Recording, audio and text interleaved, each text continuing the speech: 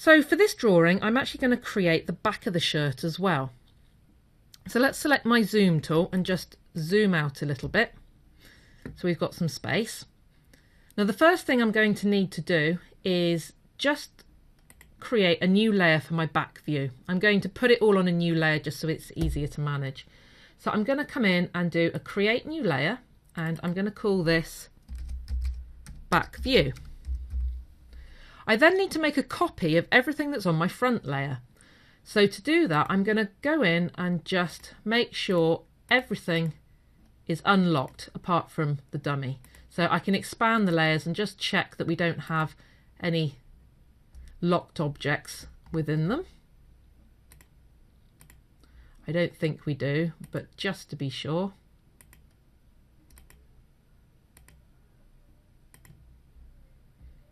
No, okay, looking good. So I'm going to use my selection tool and I'm going to just drag a big selection box over the entire shirt. So it's selected every part. I'm going to do a Control C. I'm then going to lock all my layers apart from the back view, click on the back view and do a Control F.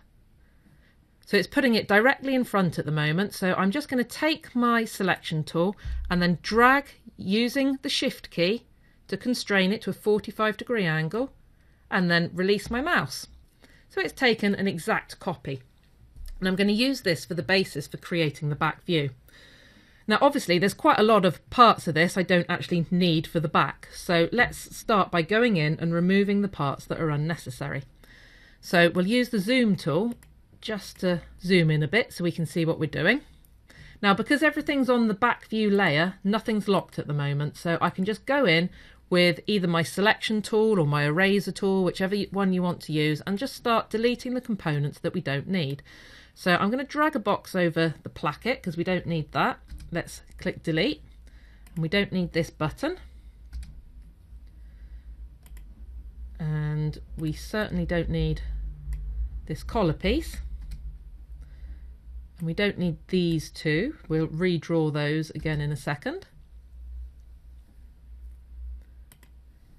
And delete this one. And this one. Okay, and we're going to delete parts of the cuff. Now remember, these are grouped, so I can either ungroup them or I can go in and delete the parts that I don't need using the layer panel. Now because everything's on one layer, that could be a little tricky to see, but let's have a look. So we've got my two cuffs here with lots of components. I think in this instance I'm just going to select the whole group and then right click and ungroup just so each of the parts becomes editable. Okay, so now let's go in with the selection tool and I can start deleting the parts that I don't need for the cuff. So let's remove the button. Okay, and we can leave this bit and repeat right click and ungroup on the right hand side, and again go in with the selection tool and just start deleting these pieces that I don't need. I'm going to select the outline of my shape and these dynamic lines that sort of go with it. I'm then going to right click and I'm going to choose transform and reflect. I'm going to choose to reflect on the vertical axes and just click OK. So all that does is it just swaps them round. So now that my back and my front view look slightly different. So I've got a couple of things that I now need to draw in because we are missing them. So I've got the back of the collar piece.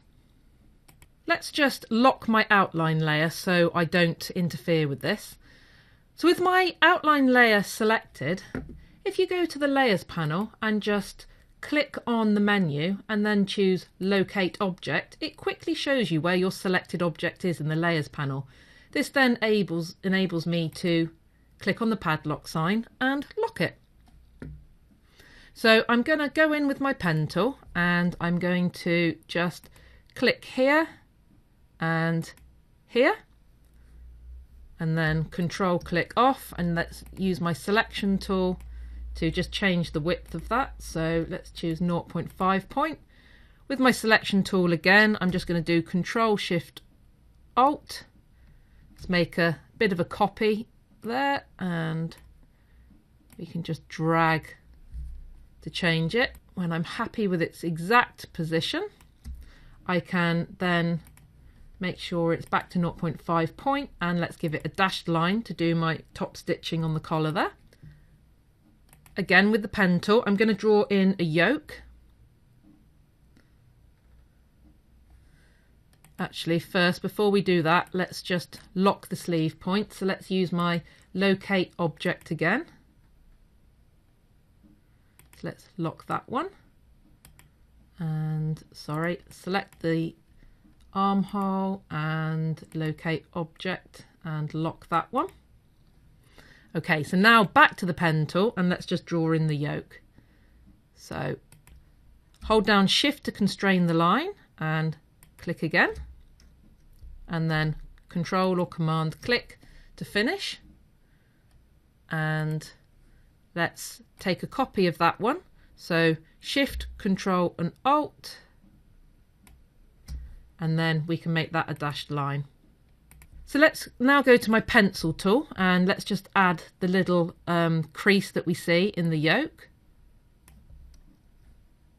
Actually, Control Z, I'll take off the dashed line before doing that. That's probably a good idea. So let's do one line there and another line there. Oh, it's not quite in the middle, so I'll use my selection tool and my arrow keys and just shift that over. So one more line to do then. I just need to draw in the fold.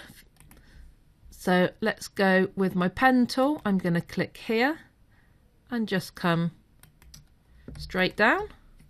Now I can either do this by eye or I could use the reflection tool, but I don't have a center guideline for this. So let's drag one in. So I'm going to put this roughly in the center and just judge that by eye. And then use my selection tool to select my path, go back to my reflect tool.